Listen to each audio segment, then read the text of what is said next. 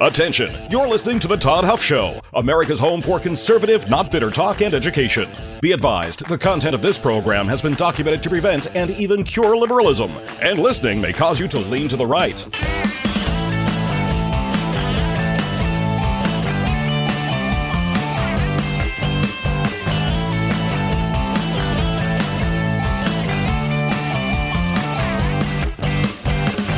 And now, coming to you from the Full Suite Wealth Studios, here's your conservative but not bitter host, Todd Huff.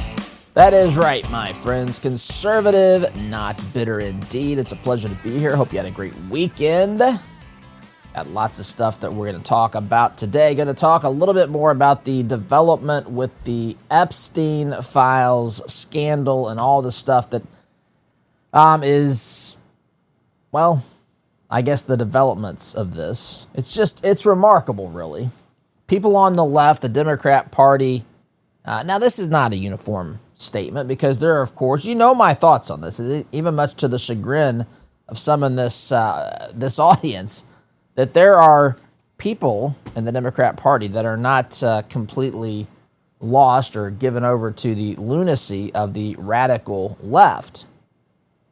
And there are folks that have wanted the answers and justice to the Epstein just absolutely horrific crimes and exploitation and abject evil that's happened there. But they suddenly see the opportunity to politically get an advantage, and it's sick.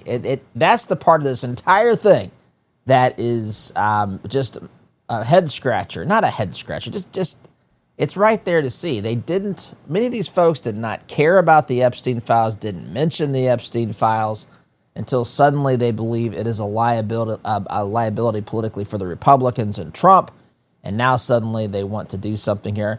You know, they say politics makes strange bedfellows, and you know, for this I can agree with part of what the Democrats are doing, but probably not for the same reasons at all. And I want to talk a little bit about that today because we're in this kind of a weird position with this. And I want to go through this. Justice and truth need to be pursued at all costs, my friends. So that's where we are headed today. I've got other things in the stack as always as well. And by the way, if you're new to the program, you can go to the website, toddhuffshow.com, and visit the stack of stuff to be able to take a look at the things that we either are talking about, we're prepared to talk about, that sort of thing. Those are on the stack, just called the stack. That's a hat tip to the late, great Rush Limbaugh. So welcome you again this morning, my friends. Let's talk about something important. What about your money? You worked hard for your money, but is it working hard for you? And is it working hard for what you believe in? At 4-8 Financial, they specialize in what they call biblically responsible investing. That means they screen out companies that do not align with your faith and your values. And they'll help you create a plan that fits your goals and your purpose. Here's the best part. They'll show you how your current investments stack up against your values. And so all you have to do to find that out is go to 48financial.com. That's the number 4, the number 8, financial.com/Todd. That will take you to the assessment. You answer some questions, and you'll get a report back. You'll get a report back showing just how your current investments either align with your values or not, my friends. I did this. You can do it as well. 4-8 Financial, helping you align your money with your mission. All right. I mentioned off the top that the left has not had much of an interest in the Epstein files until now. In fact, if you go back, this is something, candidly, we've talked about a little bit on this program, but not a lot. We talked about it a lot, well, a reasonable amount as of late, because there were actually things that could have happened, and in some instances have happened in regards to the Epstein files. And what does that really mean? That's, to me, the first question. What are the Epstein files? I'm less concerned about a particular piece of paper or document being released as I am with justice being pursued. Because here's the problem. And context, context matters. You have a situation where Jeffrey Epstein, who was a multimillionaire, I don't think he was ever technically a billionaire, but very wealthy man, he had connections with lots of wealthy and powerful people, a lot of people who with political connections, people who were running this country politically. And Epstein spent a lot of time with these folks. He and Ghislaine Maxwell, they have both faced the consequences for their actions. Maxwell is in prison now.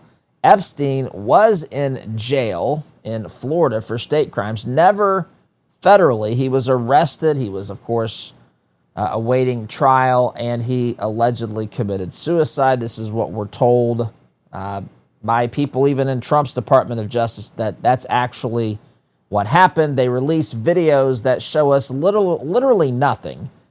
They find the angle. I mean, it's maddening, right? They find the angle of a camera that shows you everything except for what you really want to or maybe need to see. And that's what they release. It feels like a game. It feels like a game when whoever is in charge of the Department of Justice is there. It doesn't feel like there's any real intent on releasing the truth. And why does it matter? We went through this, and for those of you that have followed this, it matters for lots of reasons. Number one, there were human beings who were exploited, who were sexually harmed and just treated in horrific ways, right? So there are victims to this. Not only are there victims to this, there are people that many believe are leaders or political, I don't like to say leaders. They're people who are involved in positions of power with our country, political power, who many suspect have connections. We know that they have connections because we've seen that they've been at events with Epstein. But that in and of itself, I know some people say that there's a photograph of whoever. You can take both sides, Clinton next to Epstein, Trump next to Epstein, and suddenly that's used as proof by a lot of people to say that there's something bad happening between that particular candidate or politician or whoever and Epstein. And while that certainly could be the case, it also could just be a photograph. I don't know that we stop and think how often these folks are photographed, how many things they're doing. They're being pushed from, event to event, sometimes not necessarily even knowing who's getting the photographs and all this kind of stuff. So it could be something, but it may not be. And so there's a desire for justice for two reasons. Number one, there is a major problem with child sex trafficking and sex trafficking in general in this country, and we need justice for those who have suffered as victims. We need justice for those who have been perpetrators of this evil. They need to face the consequences, and it seems like they haven't.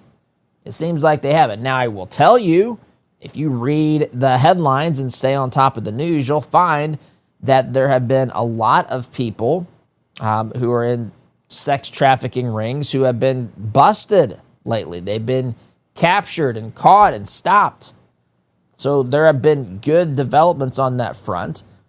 But some people believe that this is so just, it's just an incessant problem that exists within our nation in high levels amongst powerful people. Of course, you can follow that down that rabbit hole as far as you want to go. And so not only do you have the victims, which is terrible for the victims, you've also got people who are in positions of power that are alleged to have been involved. And so now we have two reasons to want to get to justice. Number one, for the victims. Number two, because now we see potentially that those people who are making rules and laws and supposedly who are trying to make this country better, those people who are trying to make decisions and so forth that ensure that we have a nation of justice are the ones who are living in abject filth and evil. And so now there's two reasons here to see this through, to see justice. And the American people then think, well, we cannot have a two-tiered system of justice where the rich, the powerful, the connected have protections of, they're not even investigated. They're never held to account. They're always able to, get out of a situation because of the people that they know or the lack of interest in holding the people inside that political inner circle to justice. So here we find ourselves, right? And so there's understandably a lot of angst. Then you have amongst the American people to figure out, to have these folks exposed, held, to have justice be served, to help the victims to be able to see the people who took advantage of them in evil ways to be held to account.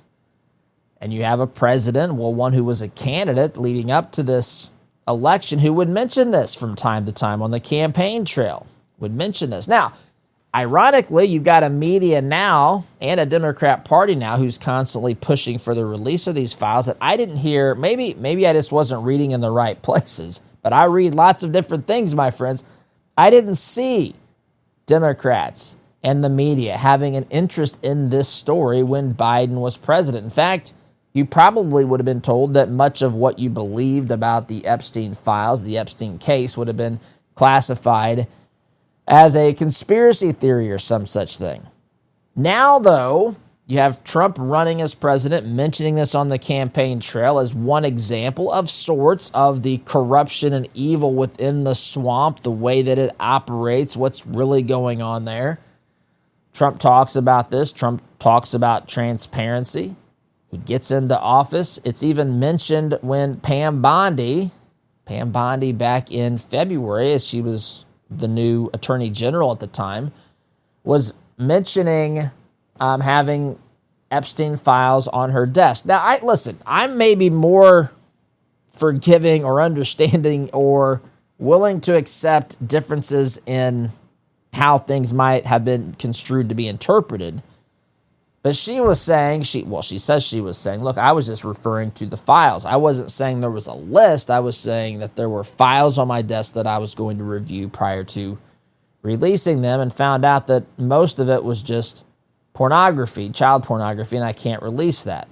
And I don't know what to think about that. I will give the benefit of the doubt to a point, but there are many, many questions that still arise for me, just like there are for you as well. And so, as I'm thinking about this, as I'm looking at this, and I see basically a 180 by the administration, more or less. Trump says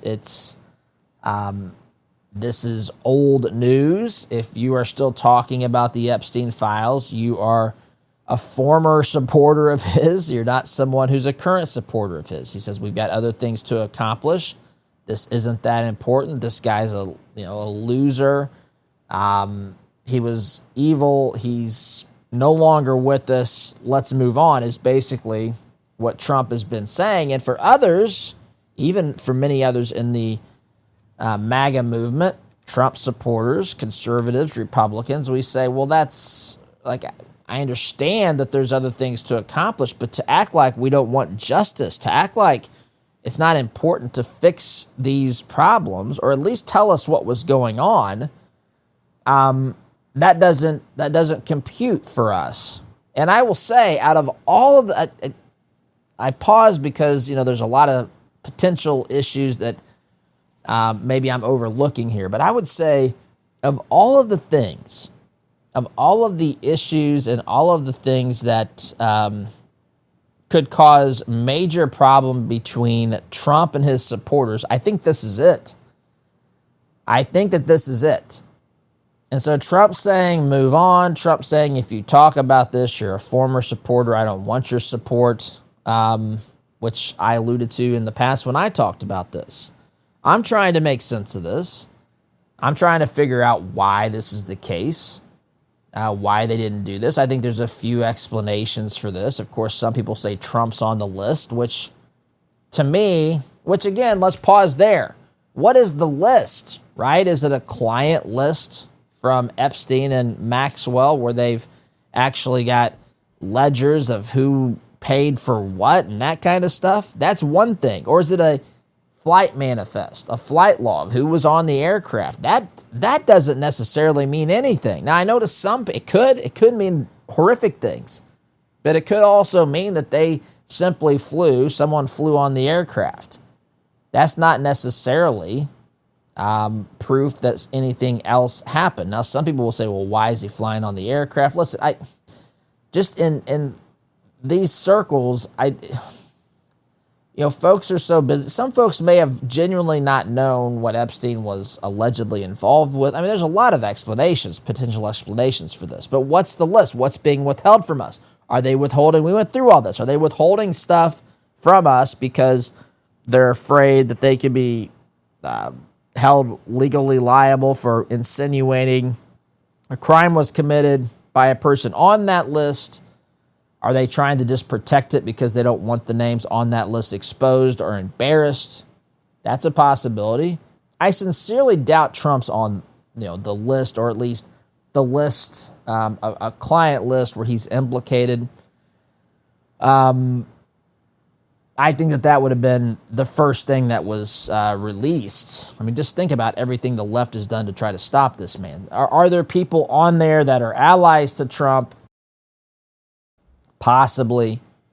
I've also speculated, as have others, maybe this information was even gathered through an intelligence operation of an ally, and this could create really big problems between us and an ally. Some have even speculated that it might be Israel, the Mossad.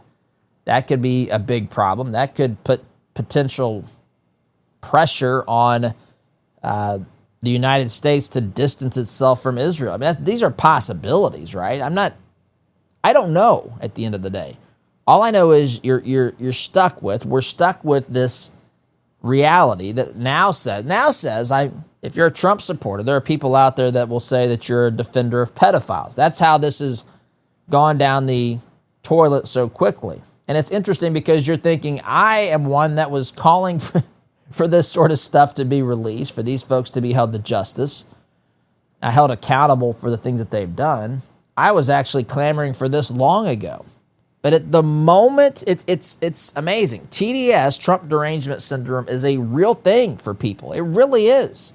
I'm not saying it's real in the sense that it's a medical condition. I'm saying it's real in the sense that it's a condition of the heart. There is such a hatred for this man that they will say and do whatever they can to take down both him and his supporters.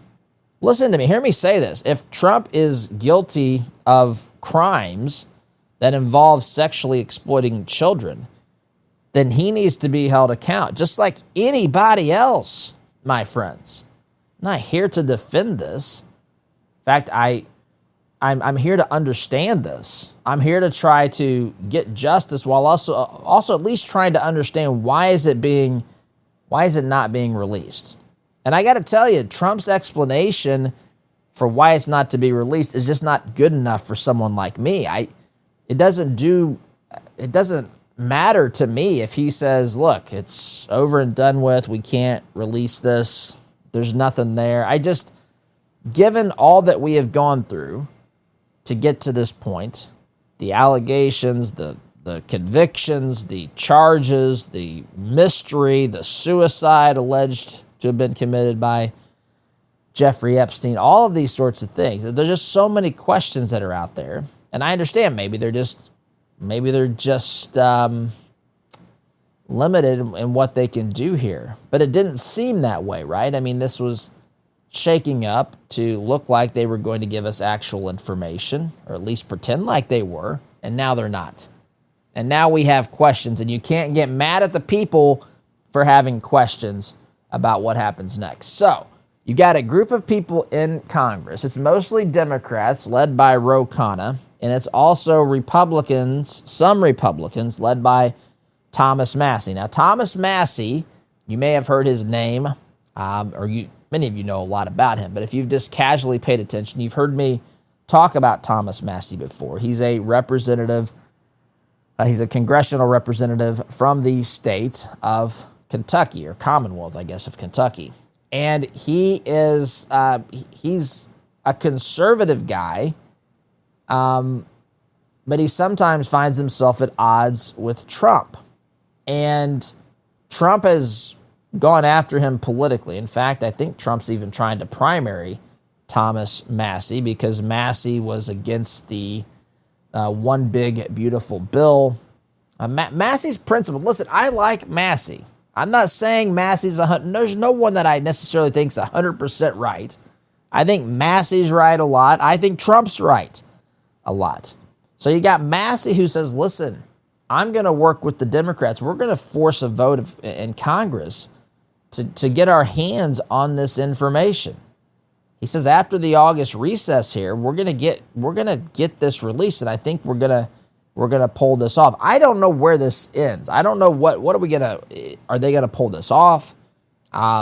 What's going to be in here? What are we going to find out? I don't know, but I got a clip of that I can play on the other side of the break, which I'm getting dangerously close to, so I can't try to start that clip just yet, my friends. So, going to start to slow down here, prepare to take that break, but after the break, we will play a soundbite. Thomas Massie and Ro Khanna were on with Jonathan Karl to talk about this very thing, and I'm going to play that, a piece of that, a little bit of that, on the other side of the break. So, before I take that break, my friends, a large retail store, I told you this last week, has once again canceled a huge order, leaving My Pillow with a lot of extra My Pillows.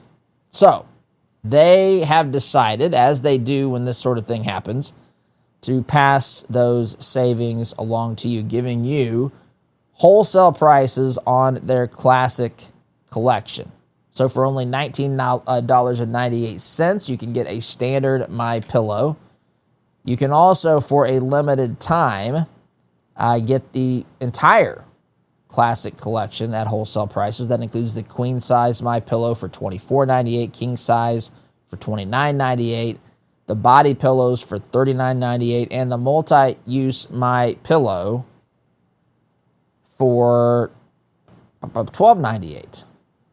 So, all you have to do is go to mypillow.com, use promo code Todd to get these discounts as well as other discounts on other products.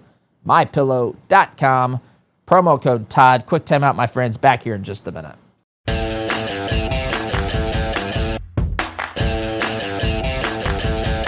Welcome back, my friends. So, I told you I'd play a soundbite. This is Jonathan Karl of ABC News, pretending to be a journalist as usual, on here with Thomas Massie, Republican from Kentucky, Ro Khanna, Democrat from California, talking about the next step, I guess, on this whole Epstein file situation. And I want you to listen to this. This is, well, I'm not going to play the entire thing. It's a longer discussion, but I want you to get a feel and flavor as to what they, Thomas Massie and Ro Khanna, say are coming when it involving the Epstein files in the August or after the August recess. Massie, let me start with you.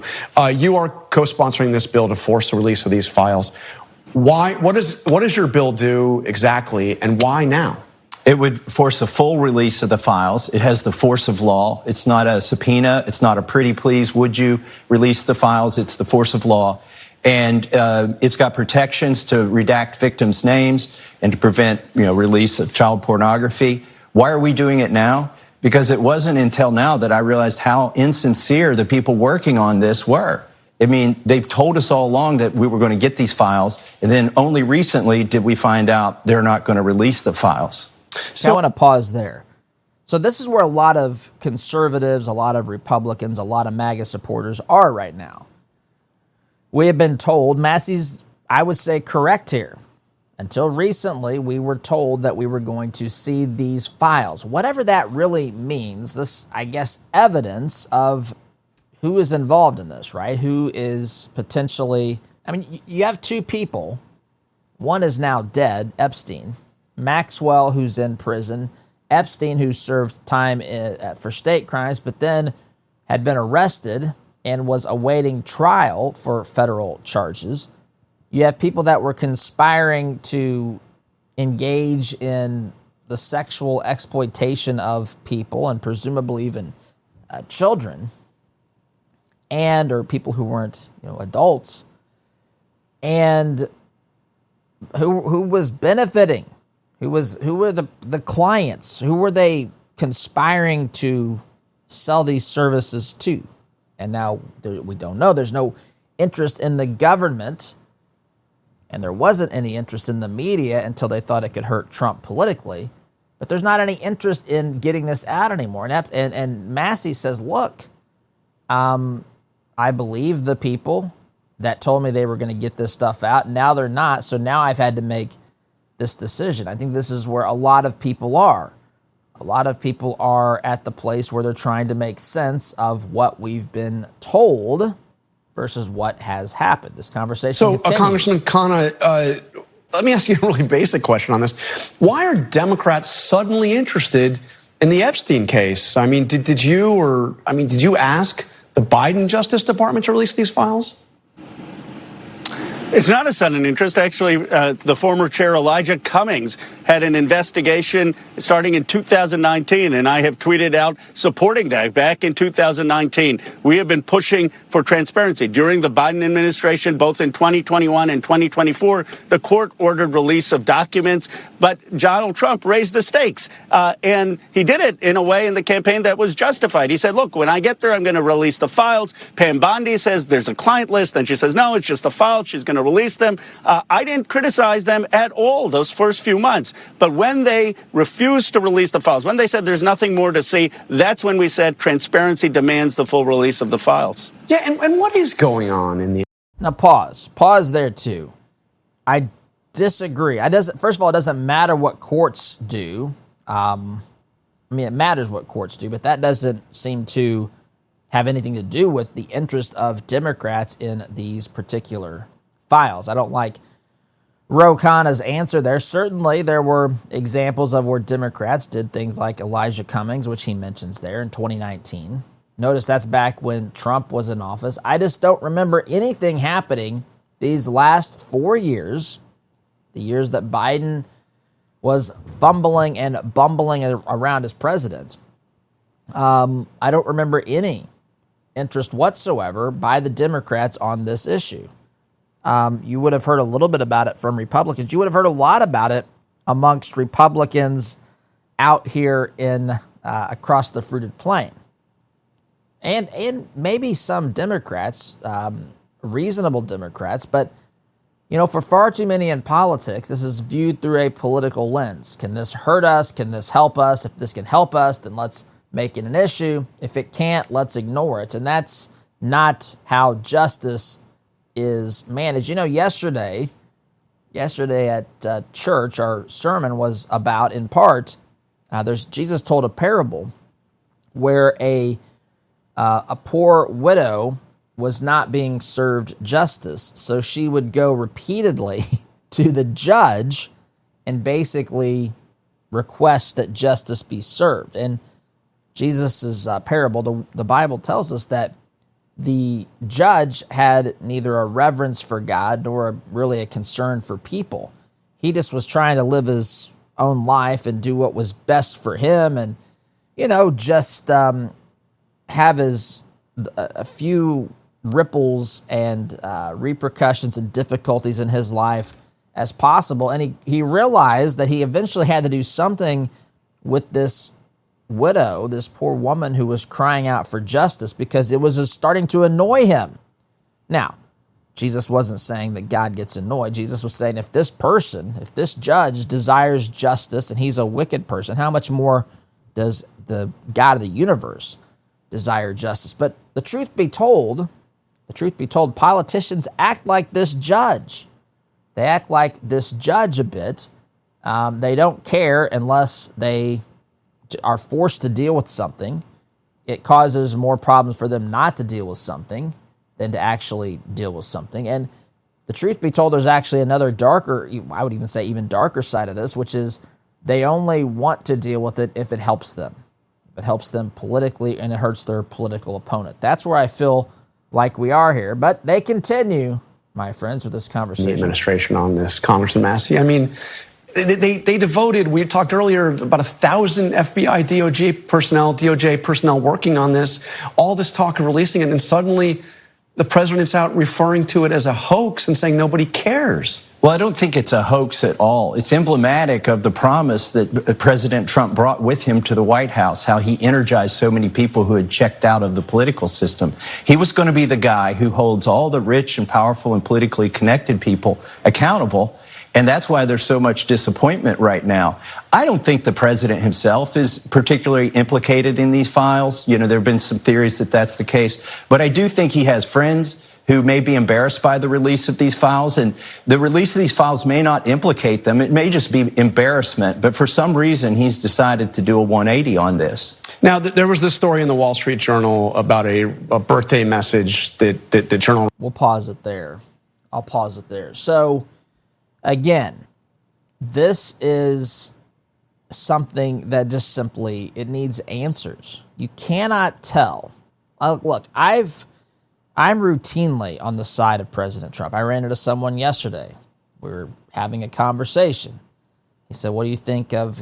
He didn't know what I did. I told him, and he said, what do you think about what Trump's doing? And I told him, I can't really think of anything that I'm not happy with. I really can't. I'm not saying Trump's perfect. I'm just saying the general direction and what he's trying to pull off. And you've got people, especially as it comes to illegal immigration, that's come to a screeching halt. We have net negative illegal immigration now. There are more people that are crossing the border to leave this country who were here illegally than those who were coming in. We have 1 million self-deportations. We've saved this country a lot of money. People are being held to account. I think that issue is being addressed in ways that no one could have imagined. I think that I've gone through this. We went through this with Trump at his 6-month mark, which was a week or so ago. And so I've been happy, but I got to tell you, this is one that, I'm not going to walk lockstep with someone. I'm not going to be like the politicians who refuse to talk about something because it might be politically advantageous to just, in this case, move on. Trump's team has decided they're not going to release files or whatever, so let's move on. Well, that doesn't do it for me. No matter who's in the White House, it doesn't matter. And no amount of claiming that I'm some sort of a Democrat now, which is laughable to me, is going to do this.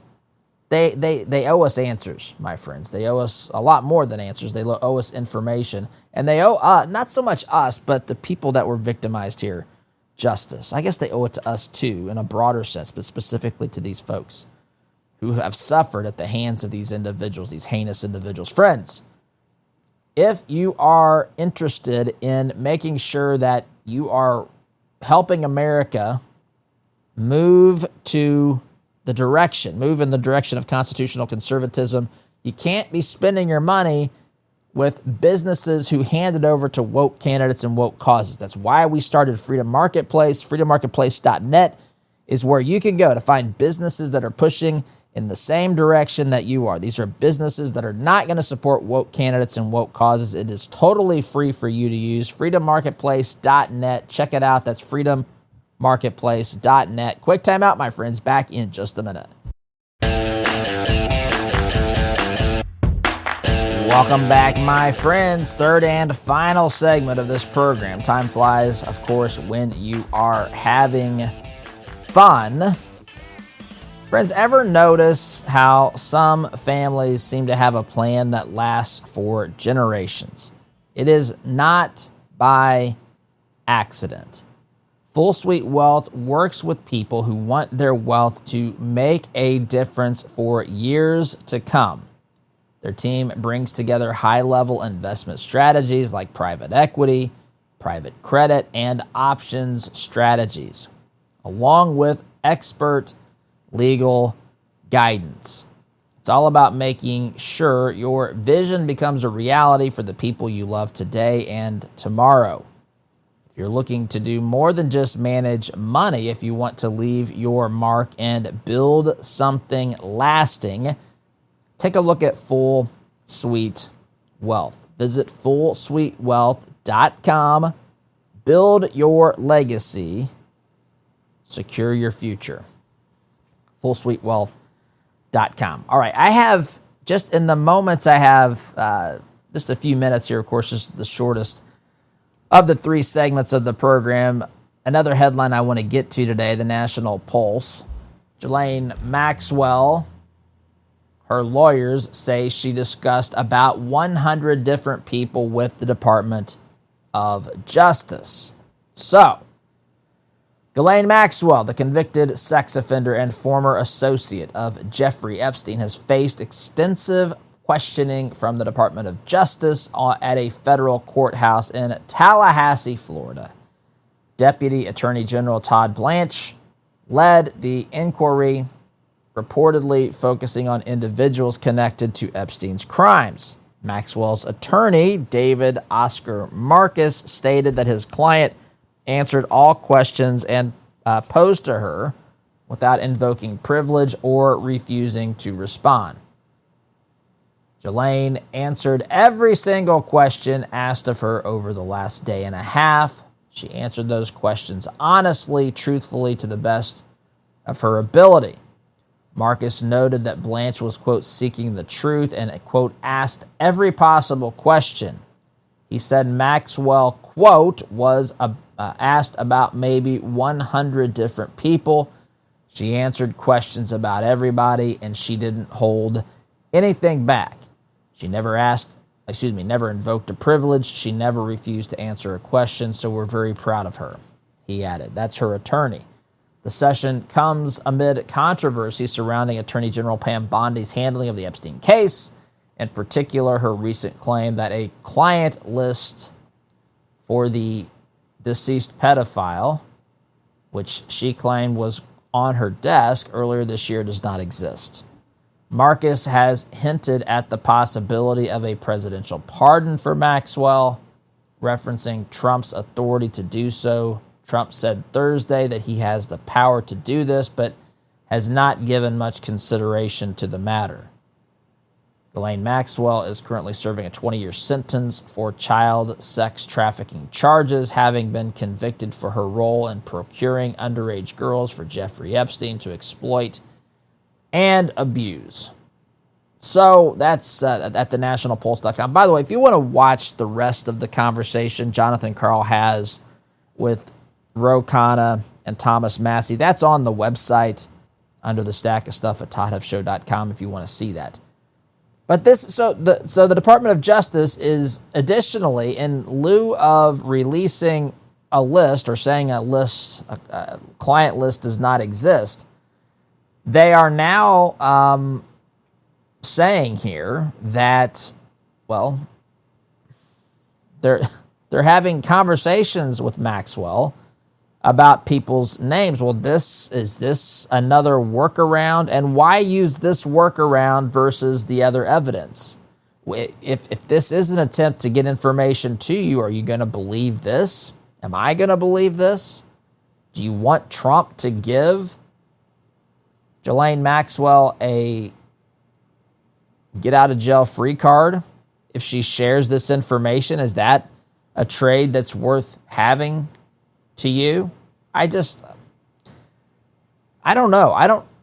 As with so many of these things, I'm not sure that we're ever going to get to the bottom of this. It's maddening. In fact, I would say it's very unlikely, as much as I hate to say that we're going to get truly to the bottom of this. But what should be done here? I mean, what if there's only a flight manifest? What if there's not a client list where there actually, there's a database of people and evidence as to what they were, quote unquote, paying for and so forth? I mean, what would suffice here now? I don't know. What if the decision has been made that we can't release whatever's in those files because it's damaging, this on a scale that we can't comprehend? Or maybe it's just protecting someone. I mean, I don't know. I don't know any more about this than you. I do know this, though. I do know that seeking and desiring justice is an admirable thing.